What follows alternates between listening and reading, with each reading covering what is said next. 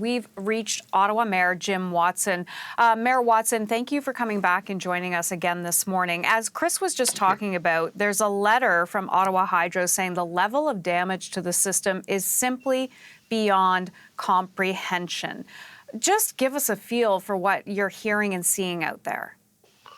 Well, thank you, Hannah, for having me on. I certainly can see that letter does make sense. I've seen different parts of the city. Yesterday, I'm going back out on tour to visit parts in the East End, Navan and Sarsfield that were hard hit, along with Pine Glens. And the councillors in those areas are telling me this is as bad, if not worse, than what they remember from the tornado back in 2018.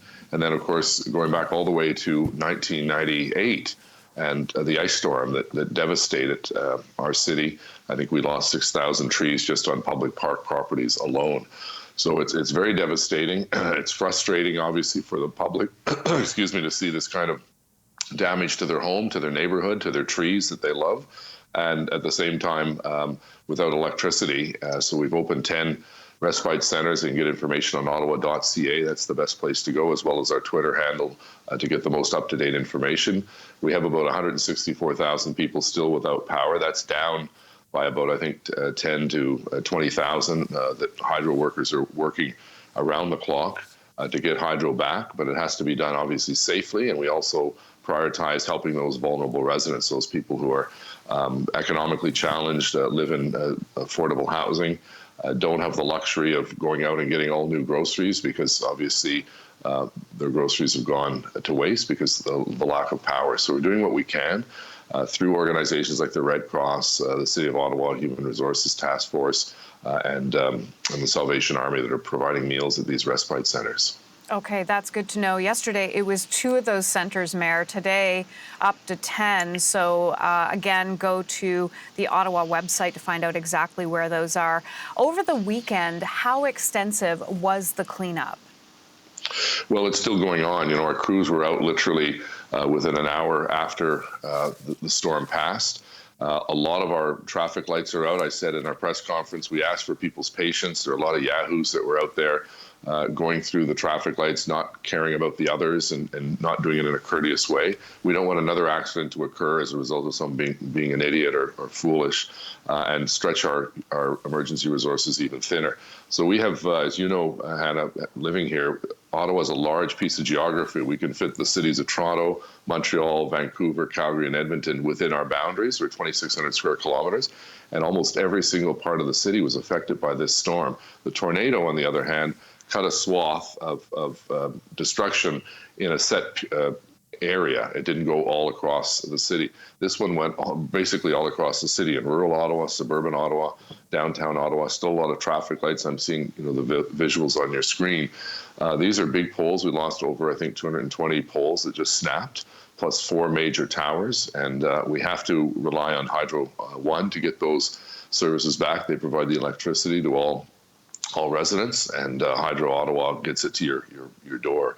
So it's really going to be a real challenge over the next couple of days. Hydro anticipates it's going to be to get everyone back online 3 to 4 days, but people are getting back online segment by segment, sector by sector, and we've seen areas in Canada, for instance, and parts of the south end of the city where electricity has been brought back on. So I ask for people's patience. I know that's easy to say. I didn't lose any power here in my home in the West End, but a lot of people are dealing with it. And of course, we have a holiday today, which means most of the stores, grocery stores, are not open. So, you know, people have to get their food somewhere. You know, parents have contacted me saying, where do we go to get our son and daughter's lunches tomorrow? School's back on.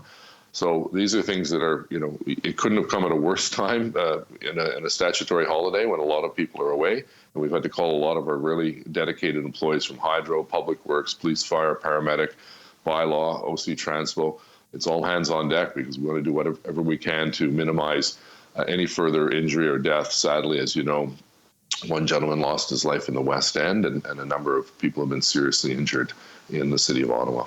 Yeah, and our sympathies go out to their loved ones for sure when it comes to that. Just finally, before I let you go, I saw last night that the Prime Minister was offering any federal assistance that might be needed.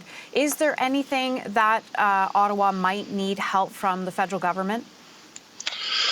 At this point, no. We have the resources necessary. Some people ask, why don't you declare a state of emergency? It's really not that well an understood term. It wouldn't give us any other advantage except that we could, for instance, skirt the procurement bylaw and just go directly to get equipment and supplies. We don't need that at this point, and I appreciate the Prime Minister's offer, and of course the Premier also contacted me as well to offer any assistance. At this stage, we just want to continue to make sure Hydro One gets their infrastructure fixed, so the ripple effect is it comes to Ottawa and we get more people hooked up to hydro as quickly as possible, and then allow them to start rebuilding their lives, because as you see with some of these devastating pictures, people's houses have been wrecked, the roof's been ripped off, their car or van has been decimated.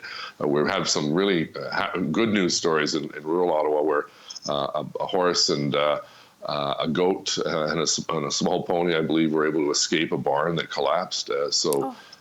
We have a large rural area in Ottawa, over, I think, 600 farms in Ottawa. So, a lot of these farmers, their barns have collapsed, and that's had an impact on their milking for their cows and their hay supply and so on. Okay, Ottawa Mayor Jim Watson, I want to thank you again for your time this morning. Full of information. I want to end on that little happy note, even a little bit of happiness there. Appreciate it, and good luck to everyone out there. Stay well, sir. Thank you very much.